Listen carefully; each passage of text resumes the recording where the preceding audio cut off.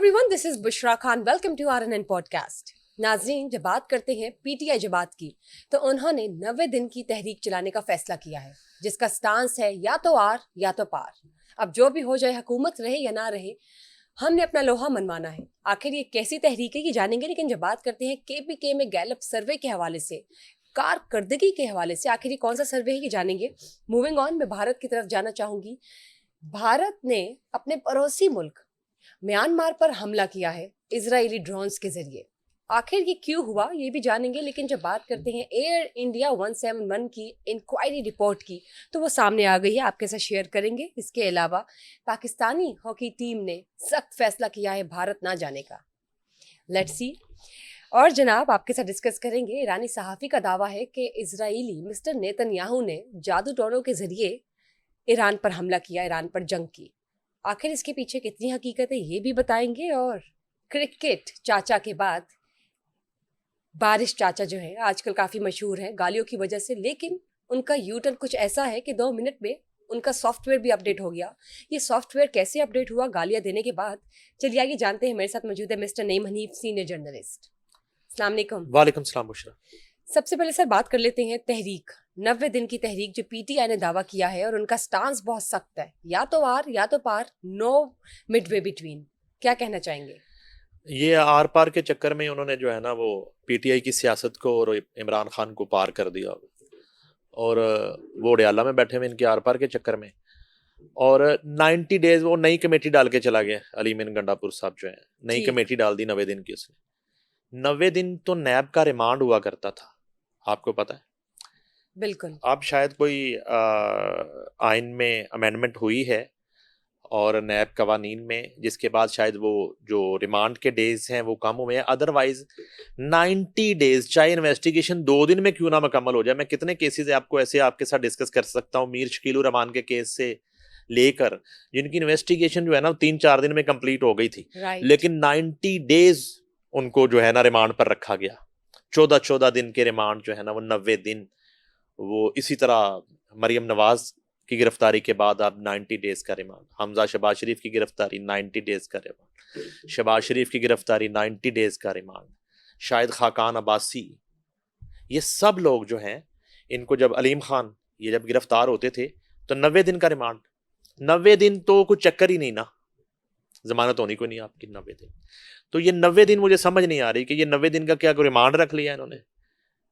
आखिर माजरा क्या है कि 90 डेज? कमेटी आपने डाल दी है कि 90 दिन में आर हो जाएगा। ये कौन सी तहरीक है जिसका आप, अच्छा चले 90 दिन में नहीं होगा तो दोबारा फिर आप तौबा कर लेंगे, कानों को हाथ लगा लेंगे कि दोबारा तहरीक नहीं चलाएंगे। आप किस तरह एक वो टाइम फ्रेम दे सकते हैं जी? तहरीकें तो यहाँ पे मैं समझता हूं कि इमरान खान ने जिस तहरीक का आगाज किया था वो तो इक़्तिदार से 22 साल पहले आगाज किया था तहरीक का, तो वो चलती रही, आज भी चल रही है तहरीक। वो अपने एक नजरिए पे, अपने स्टांस पे वो खड़े हैं, वो जेल में है, वो गलत है सही है वो लहदा मैटर है। तो 90 डेज की आपने, अच्छा अब ये है कि वो अलीमीन गंडापुर साहब अब खुद ही उसको लीड कर रहे हैं। वो आए, लाहौर आए, और आके यूं लगा कि पता नहीं वो लाहौर क्या करने आ रहे हैं, काफिले के साथ वो आ गए। रास्ते में पूरा जो है वो इस्लामाबाद से लाहौर तक का, KPK से इस्लामाबाद, इस्लामाबाद से लाहौर तक का उन्होंने सफ़र किया। कहीं कोई छोटा सा भी कोई, जिसको आप कहते हैं पड़ाव, कोई छोटा सा एक इस्तकबाल, कोई छोटा सा एक जलसा, कोई छोटी सी एक कॉर्नर मीटिंग, कोई छोटी सी मीडिया टॉक, कुछ भी नहीं, जीरो, कोई चक्कर ही नहीं है। तो ये आप कौन सी रैली लेके आए थे, कौन सा जुलूस लेके आए थे? अच्छा आप आ गए। अब दूसरा पहलू ये है कि ये किसकी मर्जी से आए थे, इनको इजाजत कैसे मिली? अब मिनिस्टर इन्फॉर्मेशन को आप जब सुन रहे होते हैं अज़मा बुखारी को, तो वो कह रही होती कि सवाल ही नहीं पैदा होता, यहाँ घुस के दिखाओ, लग पता जाएगा। अब साथ ही साथ ये एक सवाल जो है ये जन्म ले चुका है कि ये किसने इजाजत दी इनको इस तरह आज़ादी के साथ वो आराम से आए, किसी ने रोका नहीं, टोका नहीं, पूछा नहीं, किया नहीं। वो रायविंड एक फार्म हाउस पे पॉइंट टू आए, पॉन्डर। प्रेस कॉन्फ्रेंस की, आराम से वो वापस चले गए, धमकियां देते हुए, ललकारते हुए, और वो चले गए। तो बिल्कुल। ये किसने परमिशन दी? क्या हुकूमत ने परमिशन दी कि आ कैसे जाओ? मुमकिन हुआ? आखिर पीछे कौन वफाकी है? हुकूमत है, इधर राइट। पंजाब हुकूमत है, तो किसने परमिशन दी? क्या कोई फिक्स मैच शुरू हो गया? क्या कुछ अरसा पहले जो अफवाहें थी, जो आप सवाल कर रही थी कि मियां नवाज शरीफ जो हैं, क्या अडयाला वो अडयाला जा रहे बिल्कुल, हैं इमरान खान से मुलाकात करने के राइट। लिए? मुलाकात के लिए जाना है, केसेस तो जारी बात है जो उनके थे वो साइड बाय साइड। खत्म हो चुके हैं। तो वो उनका जाना ना जाना एक अफवाह, और उसके बाद अली मीन गंडापुर पंजाब में जहां नून लीग की हुकूमत है, तगड़ी हुकूमत है, उधर वफाक में नून लीग की हुकूमत है, तगड़ी हुकूमत है, और एक पेज है, अभी दरार नहीं है, पेज फटा नहीं है। ऐसी सूरत हाल में वजीर आला केपी के हुकूमत को, रियासत को ललकारते हुए लाहौर आते हैं, पंजाब का जो दिल है, आराम से आके प्रेस कॉन्फ्रेंस करके, ललकार के, धमकियां दे के आराम से वापस इस्लामाबाद चले जाते हैं। इतना सादा मामला तो नहीं है। तो ये कहीं ना कहीं जो है कोई बैकडोर जो है वो राब्ते और कुछ रोमांस का आगाज मुझे लगता हो गया, कहीं ना कहीं कुछ कुछ ना कुछ शुरू हो गया। ठीक। और ये जो है एक पलड़े का बहुत भारी हो जाना उसकी वजह से भी हो सकता है, अदरवाइज ये पॉसिबल नहीं है। उसकी वजह से भी हो जी। सकता है। कहीं ना कहीं ये डिप्लोमेसी शुरू कर दी गई हो कि एक पलड़ा तो बहुत भारी हो गया, जरूरत से भी ज्यादा भारी हो गया, तो फिर क्या बनेगा सबका। तो सर ये जो इनका दावा है कि हुकूमत रहे या ना रहे, कुछ भी हो जाए, हमने पाकिस्तान के कोने कोने में ये आवाज़ पहुंचानी है, अपना स्टांस पहुंचा के रहना है कि क्या है तब्दीली, क्या है तहरीक। मतलब उनका जो स्टांस है, रिजिड स्टेटमेंट।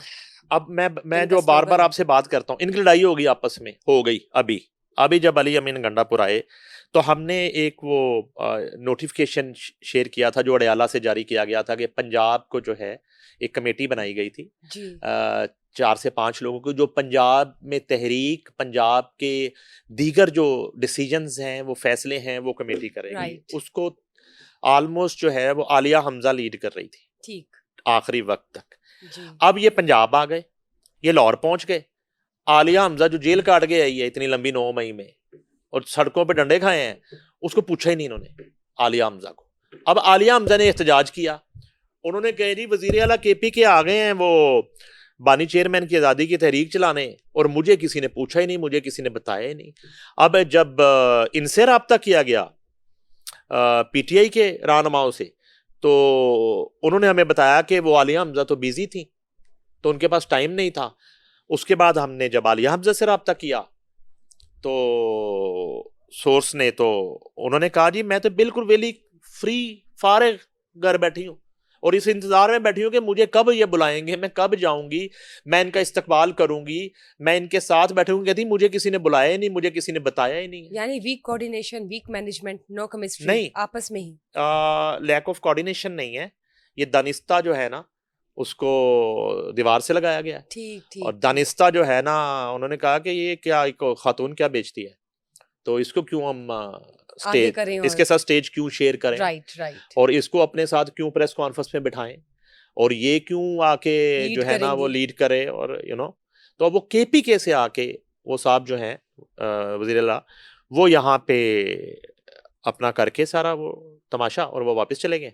अब ये मैंने आप 2-3 पहलू आपसे डिस्कस कर लिए हैं इस सारी सूरत हाल में। तो ये है बुनियाद इस तहरीक की जो बदनीयती पे मबनी है, जिसमें वो अपने लोगों को ही जो है ना वो खुडे लाइन लगा रहे हैं, अपने लोगों को कॉर्नर कर रहे हैं, उनको एतमाद में नहीं ले रहे, उनसे खौफजदा हैं, और उनसे छुप के, यानी कि लाहौर की, पहले तो हम कहते हैं कि पंजाब में इनकी जो क़यादत है, लीडरशिप है, वो ना होने के बराबर है। जो आपको बज़ाहिर चंद नाम नजर आते हैं वो बिल्कुल आ रही हैं उस लीडरशिप क्वालिटीज से, सब एक पेज पर ही नहीं है, इनको है ही नहीं, आपके सामने है, आपके सामने है, बिल्कुल आपके सामने है। आप पंजाब से तहरीक शुरू करना चाह रहे हैं, आप यहाँ से लाहौर में जलसे की इजाजत मांग रहे हैं, तो किसने करना, बंदे कौन लेके आएगा? आप क्या वो पेशावर से चलेंगे तो वो आपके कहने पे बंदे आएंगे, कौन लेके आएगा? ये तो एक यूनियन काउंसिल की सतह पे, ये तो बिल्कुल एक गली मोहल्ले की सतह पे जाके वर्किंग करके तो फिर जलसे भरे जाते हैं। ऐसे थोड़ी जिस ठीक है, तरह की अभी तो प्लानिंग है वो इनकी। तो बिल्कुल बड़ी वीक प्लानिंग है। और दानिस्ता ना दानिस्ता, मेरा ख्याल है कि बज़ाहिर ये जो लोग लीड कर रहे हैं यही तहरीक के खिलाफ हैं। इस तहरीक के जो तहरीक चलाना चाह रहे हैं वो वही तहरीक के सबसे बड़े दुश्मन दिखाई दे रहे हैं। और ये पंडोरा बक्स खुलेगा। अभी और भी बहुत सी इनकी लीडरशिप है, उनके बयानात भी आएंगे। अब आलिया हमजा को मैनेज करने की कोशिश की जा रही है, उसको मनाया जा रहा है। और ये जाहिर बात है कि ये तमाम तर सूरत हाल अडयाला तक भी पहुंचेगी।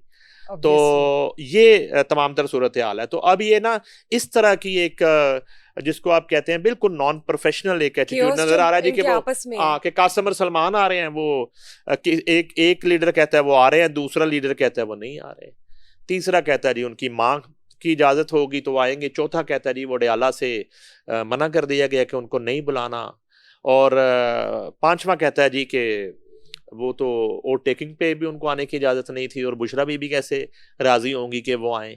अब देखें ना कि बुशरा बीबी को भूल तो ना जाए ना, बुशरा बीबी एक हकीकत है और वो इस वक्त जेल में जरूर है, लेकिन उनकी जो रूहानियत है वो तो कायम दायम है, तो वो भी मौजूद है। तो बुशरा बीबी सबसे बड़ी रुकावट थी कासिम और सलमान के पाकिस्तान आने में, ये तो हमारे सामने का वाकई तो बात फिर है। अभी भी होगी। तो अब वो कैसे परमिशन देंगी, वो कैसे अलाउ करेंगी, और वो कौन सा फैसला है, वो कौन सी तहरीक है, वो कौन सा डिसीजन है, वो कौन सा स्टेप है जो इमरान खान ने बुशरा बीबी के साथ ताल्लुक बनने और शादी होने के बाद उनकी मर्जी के बगैर किया हो, कोई एक फैसला। और ऐसा कैसे पॉसिबल है? और ऐसा कैसे मिस जमाइमा अपने बच्चों को भेजना भी चाहती है नहीं, सबसे पहले तो उनसे पूछा जाए, भाई वो इजाजत ही नहीं दे रही। भाई ये है कि जमाइमा ने जमाइमा को ये पता है कि उनकी जो आप क्या कह सकते हैं, अब सोतन का वर्ड तो यूज नहीं कर सकते, तो जो अब हैं अहलिया इमरान खान, वो नहीं मिलना चाहती और ना ही वो चाहती कि इमरान खान उन बच्चों से मिलें। और इसमें भी उन्होंने कोई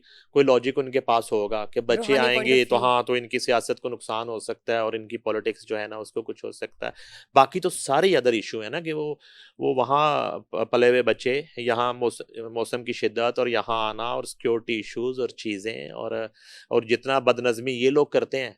आप 25 मई ले लें, आप ज़मान पार्क इंसिडेंट ले लें, आप उसके बाद 9 मई ले लें, तो ये तो कुछ भी कर देते हैं यहाँ पे तमाशा। तो वो उनका क्या कसूर है उन बच्चों का कि वो यहाँ आके भुगते हैं? तो फिर साथ आप कह रहे हैं वो लीड कर रहे हैं, तो खुदा ना खास्ता कोई ऐसा एडवेंचर हो जाता है, कोई हादसा होता है, तो फिर लीड वो कर रहे हैं ना, अब भुगतना तो उन्होंने, जाहिर सी बात है। बिल्कुल ठीक पॉइंट सर। इसके अलावा बात करते हैं केपी के गैलप सर्वे की, ये कारकर्दगी परफॉर्मेंस ये क्या है? ये मैं शॉर्टली आपसे शेयर कर लेता हूँ। फरवरी था मार्च 2025 जी जो है ना, ये तकरीबन 3000 लोगों की राय है केपीके के, ठीक है, और ये गैलप सर्वे है 3000। अब इस गैलप सर्वे को जो है वो पीटीआई जो है वो इसको अब गैलप को गालियां निकालना शुरू कर दे, हमें तो कोई एतराज नहीं है। अलबत्ता जो रिपोर्ट उन्होंने जारी की है उसमें यह है कि अवामी सहूलियात जो हैं उसमें 66% को गैस दस्तयाब नहीं है केपीके के 66% आज के ज़माने जी 66% लोगों को। 49% को बिजली की शदीद कमी का सामना है। नौजवानों के लिए पार्क लाइब्रेरी वगैरह की सहूलियात ना होने के बराबर है। ये तो हो गई अवामी सहूलियात। उसके बाद आ जाए तरक्याती कामों पर। 2024 के बाद सिर्फ 40% अफराद ने नए तरक्याती मंसूबे देखे। पीटीआई के अपने वोटर्स भी मायूस नजर आते हैं।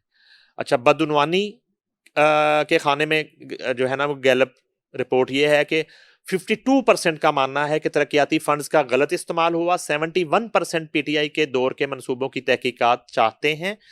रोजगार और मैशत के हवाले से 59% बेरोजगारी में इजाफा महसूस करते हैं। 73% समझते हैं कि सरकारी नौकरियों में सिफारिश मेरिट से ज्यादा अहम है। ठीक ठीक। सिक्योरिटी के हवाले से 58% खुद को महफूज समझते हैं, मगर 57% दहशतगर्दी से खौफजदा हैं, खास तौर पर जनूबी खैबर पख्तूनख्वा। इंसाफ का निज़ाम यह है कि 70% के नज़दीक अदालतें सुस्त और करप्ट हैं। 84% जरगा निज़ाम को तरजीह देते हैं। 84% जरगा निज़ाम को।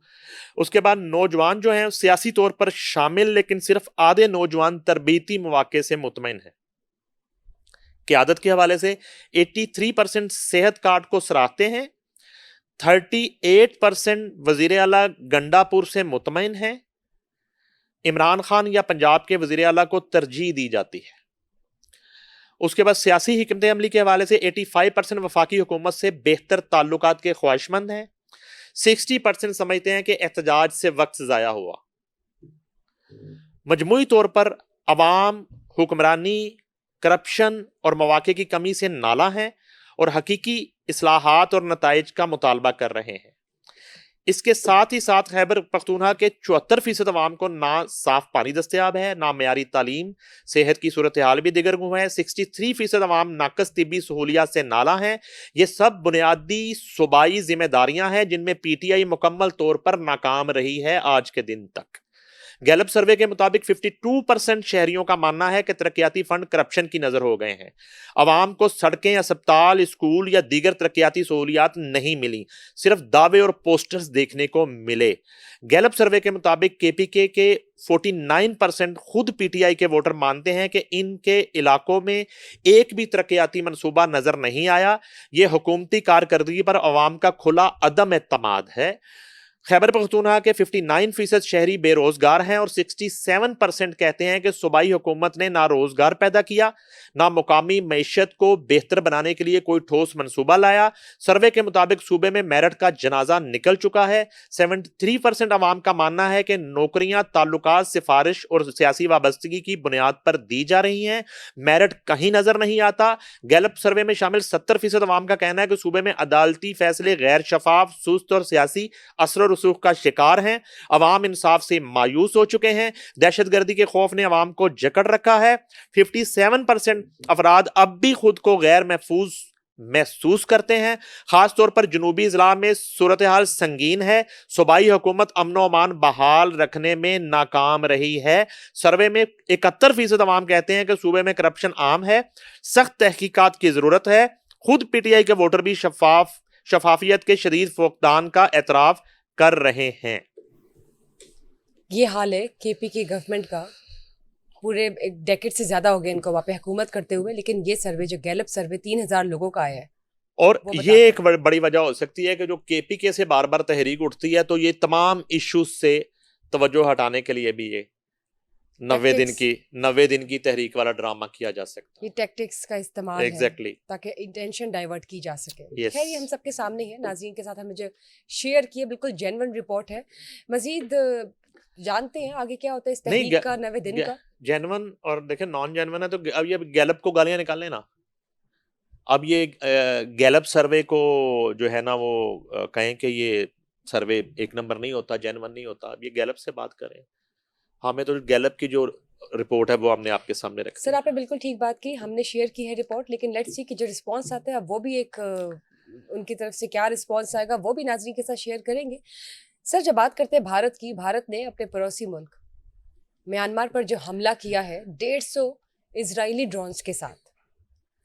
हाँ, ये जो है ना इत्तला मिली है कि भारत ने अब उधर भी काम शुरू कर दिया। उधर वो लद्दाख में चाइना के साथ कशीदगी है, इधर पाकिस्तान के साथ अभी उधर लाशें दफनाई जा रही हैं और या जलाई जा रही हैं।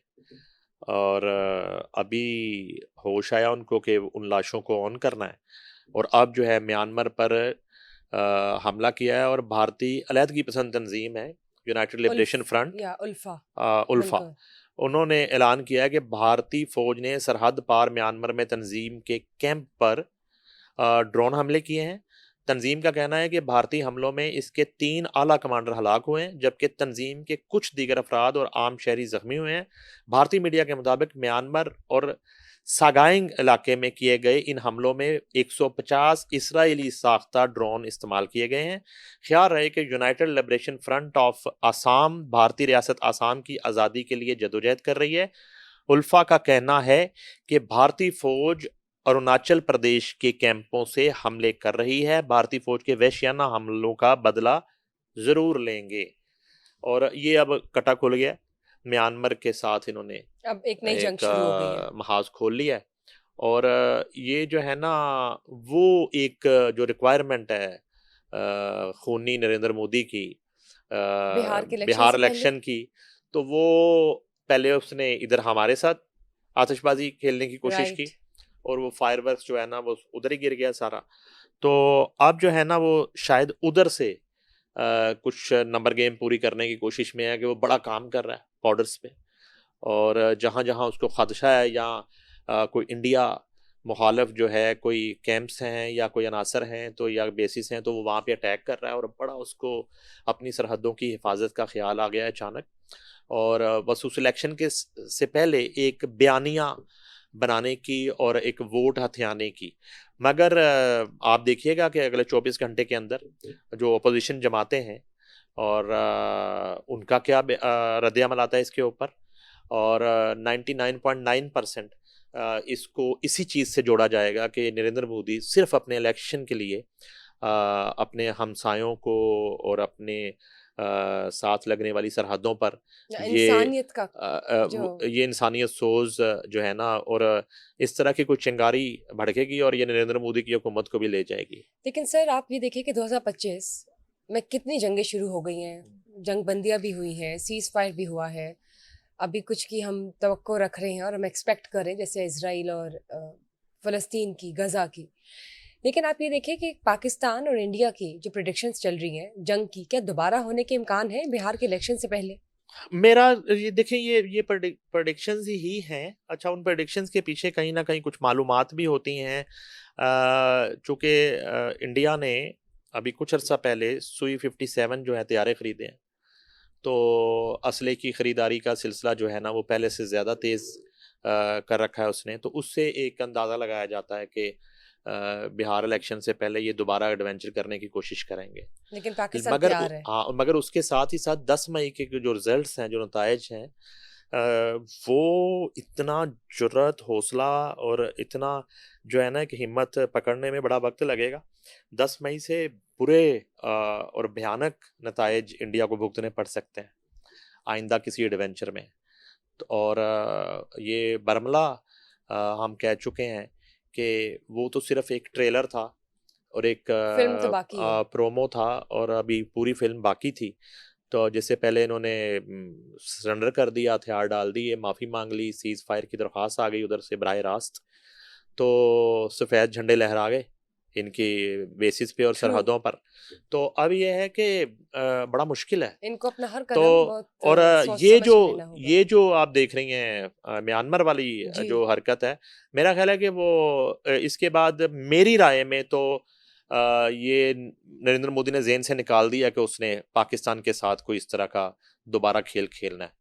तो वो इधर रिस्क नहीं ले रहा, लेकिन वो उस स्कोर को और उन नंबर्स को वो इधर म्यांमार जैसी जो हमसाया ममालिक हैं वीक वहाँ पे कंट्रीज। करके हाँ और जी, वो अपने नंबर्स पूरे करने की कोशिश कर रहा है। ठीक। ये point but it will all go in when. Yes. Sir अब बात करते हैं पाकिस्तानी हॉकी टीम की, जिन्होंने एक सख्त फैसला किया है कि उन्होंने भारत नहीं जाना। इस हवाले से बताइए। अच्छा, उसमें ये है कि कभी भी किसी भी तरह के हालात हों, वहाँ पे बड़े क्रिकेट के इवेंट्स भी हुए, तो कभी ये नहीं हुआ कि पाकिस्तान बोर्ड ने या पाकिस्तानी फेडरेशन ने कभी ये फैसला किया हो कि हमने टीम नहीं भेजनी। ऑलवेज जो है, यहाँ तक हुआ, मुझे याद पड़ता है कि एक इवेंट के लिए जब पाकिस्तानी टीम ने जाना था तो जिस ग्राउंड में मैच था, तो शिवसेना वहाँ की जो इंतहा पसंद तंजीम है, आजकल तो पत्नी छुट्टियों पे है, तो काफ़ी अरसे से जिक्र नहीं सुना बाल ठाकरे के मरने के बाद, तो थोड़ा सा ना धनिया पिया हुआ है आजकल शिवसेना ने। तो वो उस वक्त जो है वो शिवसेना बराह रास्त उसने धमकी दे दी थी कि हम जो है अटैक करेंगे पाकिस्तान टीम पे, और उसके साथ ही साथ उसने कहा था कि हम वो स्टेडियम जो है उसकी विकटें ही उखाड़ देंगे, हम जो है ना वो वहाँ पे मारेंगे ग्रेनेड और हम विकटें ही तबाह कर देंगे, तो हम खेलने ग्राउंड ही वो खेलने जोगा नहीं छोड़ेंगे। तो अब जो है ना, अब फिर ऐसा ही हुआ है कि हॉकी टीम ने जाना था एशिया कप के लिए, तो अब इतला ये आई है कि भारतीय इंतहा पसंदों की धमकियां पाकिस्तान हॉकी टीम को भारत ना भेजने का फैसला किया गया है। और पाकिस्तान ने हमेशा खेलों को मुल्की सियासतों से बालातर रखा। अफसोस कि भारत ने खेलों को सियासत की नज़र किया और मुतनाज़ा बनाया। हुकूमती ज़राए का बताना है कि भारतीय मीडिया पाकिस्तान के खिलाफ जहर उगल रहा है और भारतीय इंतहा पसंद तंजीमें पाकिस्तान हॉकी टीम को खुलम खुला धमकियां दे रही। ज़राए के मुताबिक भारत में सिक्योरिटी खदशात के पेश नज़र खिलाड़ियों को नहीं भेजा जा सकता। पाकिस्तान के हॉकी ओलंपियन जो हैं साबिक अलीम डार जो हैं, उनका कहना है कि भारत और पाकिस्तान के दरमियान जंग की सूरत हाल है, उन्होंने हमारा पानी बंद किया हुआ है, हम कैसे सोच सकते हैं कि हमारी खिलाड़ी वहाँ जाएं और खेलें। उन्होंने कहा कि अगर खिलाड़ी चले भी जाते हैं तो जो माहौल उनको दिया जाएगा वो कैद होगी, और कैद में खिलाड़ी क्या परफॉर्म करेंगे। बिल्कुल दुरुस्त। ठीक है। और ओलंपियन तुकीर डार ने मजीद कहा कि एशिया कप को न्यूट्रल वेन्यू पर मुंतकिल करना होगा, अगर शिफ्ट नहीं करना तो फिर पाकिस्तान के मैचेस न्यूट्रल वेन्यू पर कराए। दूसरी जानब ओलंपियन ख्वाजा जुनेद ने कहा कि एशिया कप के लिए भारत जाने के लिए हुकूमत जो फैसला करेगी इसके मुताबिक चलना चाहिए। हम इस वक्त भारत के साथ हालत जंग में हैं, जो इस सूरत हाल में वो इससे पहले कभी नहीं थे। उन्होंने कहा कि एशिया कप के लिए न्यूट्रल वेन्यू ही तरजीह होनी चाहिए। पीसीबी के चेयरमैन मोहसिन नकवी की तरह सख्त मौक़िफ़ अपनाना चाहिए। पाकिस्तान हॉकी फेडरेशन को चाहिए कि वो एशिया कप में अपने मैचेस के लिए न्यूट्रल वेन्यू का मुतालबा करे। अगर न्यूट्रल वेन्यू को नहीं माना जाता तो भारत से इवेंट को तब्दील कर देना चाहिए। और अच्छा, इस सारी सूरत हाल में इस हद तक जब बात यहाँ तक पहुँच गई है तो जो मेज़बान कंट्री है, वहाँ की हुकूमत है और वहाँ की जो वजारत खेल है, और उनकी तरफ से एक सिंगल स्टेटमेंट नहीं आ रहा कि पाकिस्तानी टीम जो है ना वो आएगी और उन्हें कोई फुल प्रूफ सिक्योरिटी के इंतजाम किए जाएंगे और उनको आना चाहिए। कोई सिंगल बयान नहीं है। जैसे कि वो खुद चाह रहे हैं कि पाकिस्तानी टीम आए ही ना यहाँ खेलने के लिए। तो मेरा नहीं ख्याल कि इन हालात में टीम भेजनी चाहिए। ठीक है, खेल को बालातर रखना चाहिए तमाम सूरत हाल से, लेकिन जब धमकियां दी जा रही हों तो आप अपने इतने प्लेयर्स को खतरे में भी नहीं डाल सकते, उनकी जिंदगियों को खतरे में नहीं डाल सकते। ठीक है, तो इस सूरत हाल में हाँ, न्यूट्रल वेन्यू वाली बात भी मैं आपको बता दूं तो मुझे नहीं लग रहा कि इंडिया एग्री होगा। मुझे नहीं लग रहा। ये हामी मान गए थे न्यूट्रल वेन्यू। मोहसिन नकवी साहब ने जो एक मॉडल पेश किया था तो हम जाके दुबई में अपने मैचेस खेलाए थे। इससे पहले बहुत ज़्यादा हमने भी मेरे ख्याल से उनके जो फैसले हैं उनको कबूल किया है। दुबई में बहुत मैचेस हुए हैं और हमेशा से इंडिया ने अपने प्लेयर्स को ना भेजने का फैसला ही किया। तो I think this is the first time जब पाकिस्तान ने बैक ऑफ की है। हाँ, भारत ना भेजने के लिए। नहीं, ये ठीक फैसला है। हाँ, ये लेकिन अभी इस पे जो है वो जाहिर है कि वजारत खेल का और वफाकी हुकूमत का फैसला जो है वो अटल है, वो आना बाकी है। वो आएगा तो फिर पता चलेगा कि अगर लकीर फेर दी गई है तो फिर इंडिया के पास कोई चारा नहीं है सिवाय इसके कि वो किसी न्यूट्रल वेन्यू के ऊपर हमारे साथ खेलेगा। बिल्कुल। लेट्स सी क्या मजीद अपडेट्स हैं खेल के हवाले से। लेकिन सर, जब बात करते हैं एयर इंडिया 171 की इंक्वायरी रिपोर्ट वो आ चुकी है, क्या कहना चाहेंगे? वो तो बड़ी खौफनाक रिपोर्ट है, बल्कि बड़ी हैरत अंगेज बात है। मेरा नहीं ख्याल कि एयर इंडिया में अब कोई सफ़र करेगा या जिन एयरलाइंस को इंडियन पायलट्स उड़ा रहे हैं उनमें कोई सफ़र करेगा। रिपोर्ट तो यही बताई जा रही है कि वो जो पायलट है ये दोनों में से एक, वो कोई ज़हनी दबाव का शिकार था, ज़हनी तनाव का शिकार था, फैमिली इश्यूज चल रहे थे और वो इतनी 200-250 जाने जो हैं वो उसने सुसाइड किया, उसने सुसाइडल अटेम्प्ट एग्जैक्टली, और उसने खुदकुशी की है और वो इतने लोगों को उसने मरवा दिया वहाँ पे। और हैरत है कि उसकी जो एक मेंटल हेल्थ है, जो मेंटल फिटनेस है, उसका कोई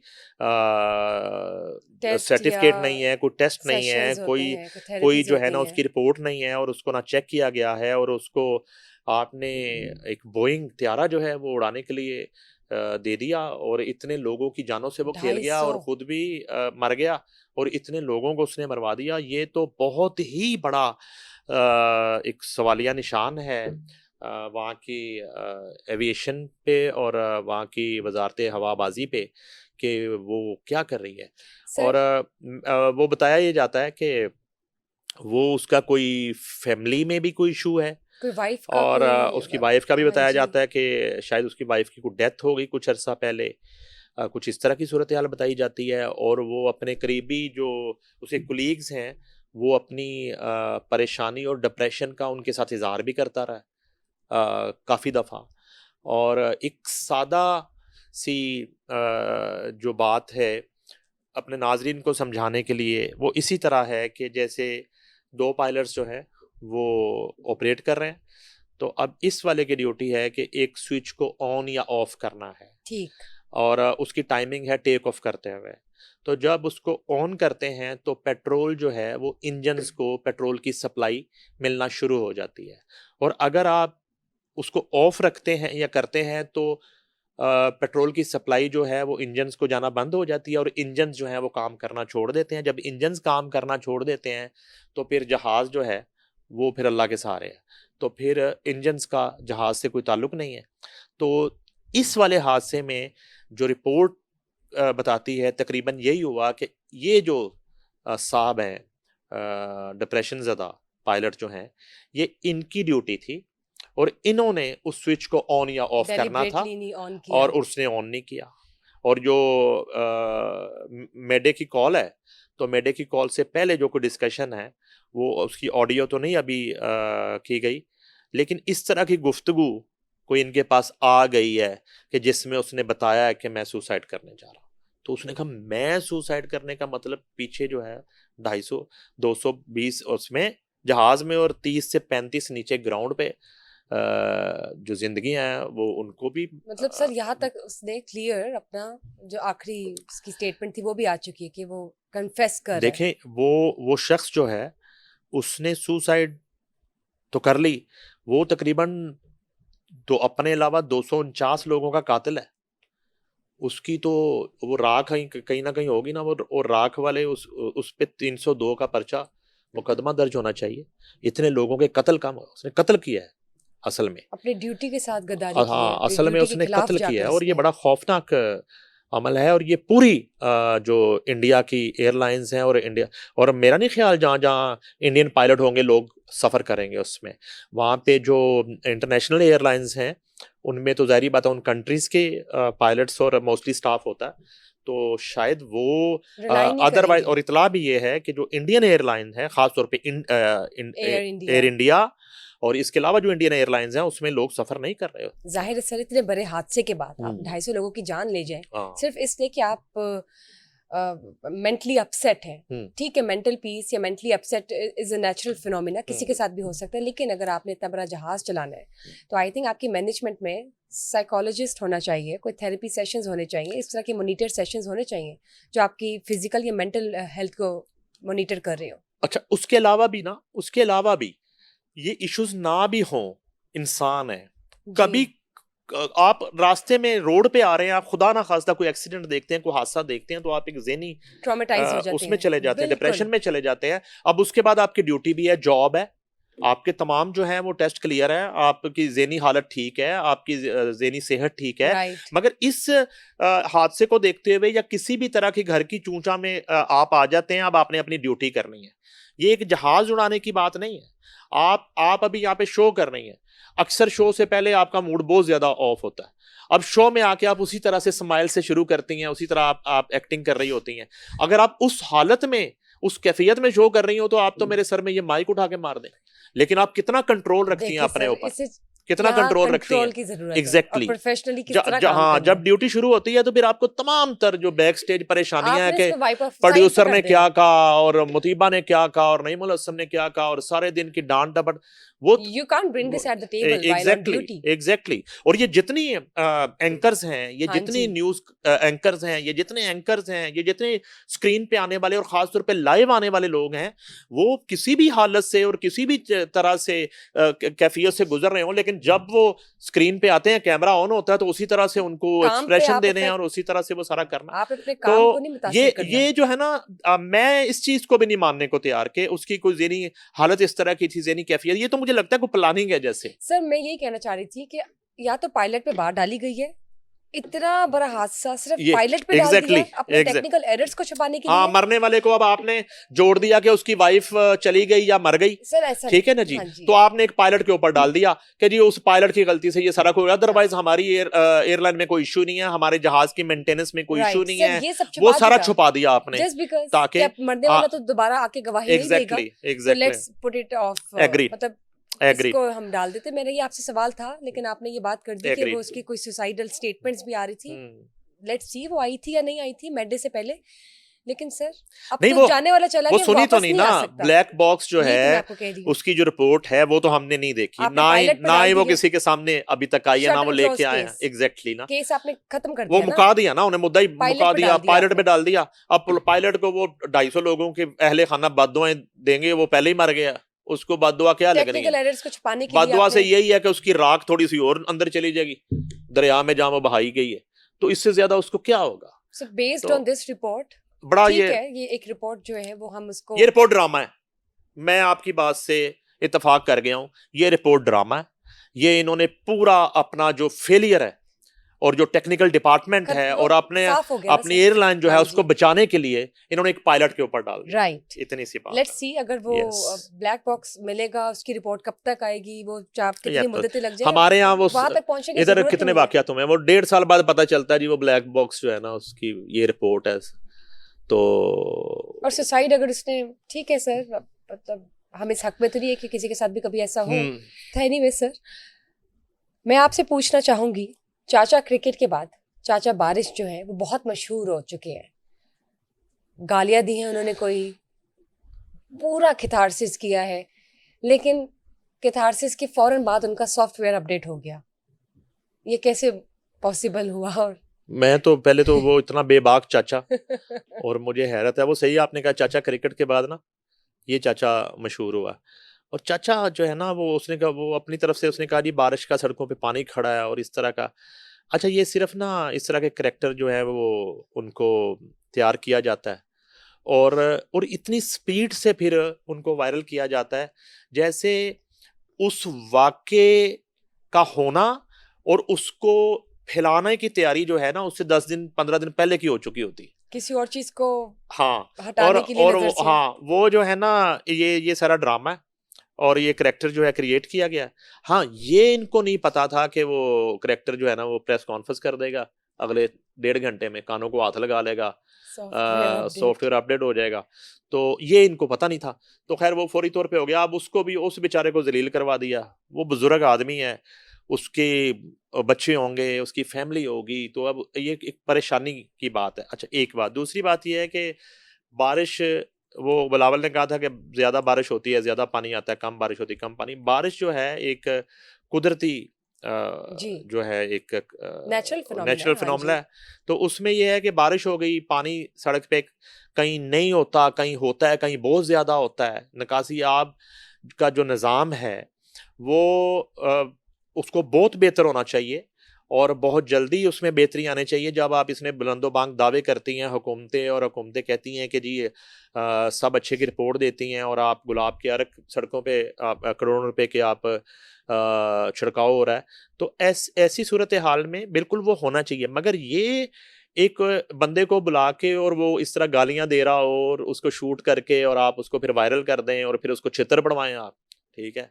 वो चाचा छितर खा के या बिल्कुल वो भतीजा बना हुआ है इस वक्त, चाचे वाली कहानी कोई नहीं है। लेकिन ये है कि यही है, ये उन किरदारों में से एक किरदार है। जैसे अख्तर लावा है तो लाहौर दा पावा, वो भी थोड़े दिन पहले माफिया मांग रहा था। मैं तो अब बाज़ का तो वो स्क्रॉल करते हुए ना तो वो उसको सुनना भी नहीं पड़ता कि ये क्या कह रहा है, समझ ही आ जाती। कोई कानों को हाथ लगा रहा है, कोई हाथ जोड़ रहा है, वो जफर सपारी है उसको हथकड़ी मारी हुई थी इन्होंने, तो वो माफिया मांग रहा था। वो एक चेनों वाला है वो माफिया मांग रहा है, काशिफ जमीर मांग रहा था। और रजब भट्ट की माफी मांगने का टाइम हुआ चाहता है, किसी भी वक्त उसने भी मांगनी है। तो इस तरह के तमाम जो किरदार हैं असल में ये जाली और बनावटी किरदार है। और हाँ, अब मुझे फिर वो मैंने आपके साथ ही शायद मैं वो स्टोरी कर रहा था इमरान सीरीज में जावेद हाशमी वाली, तो वो जिन साहब का मैं जिक्र कर रहा था, चौधरी सलीम सरवर जोड़ा गुजरात वाले, जिन्होंने पीटीआई ज्वाइन की थी और अभी भी पीटीआई में, तो वो हथकड़ियों में भी जब अदालत पेश किया जा रहा था तो उस बंदे ने खड़े होकर कहा कि मैं प्रेस कॉन्फ्रेंस नहीं करूंगा, माफी नहीं मांगनी मैंने, मेरी लाश से गुजर कर मुझसे प्रेस कॉन्फ्रेंस करवाई जाएगी। तो ऐसे लोग भी हैं। तो चूंकि वो बनावटी नहीं है और वो आर्टिफिशियल नहीं है, वो पेड लोग नहीं है, तो ये जो है ना सारे एक बहरूपिये और इस तरह के ये करैक्टर है।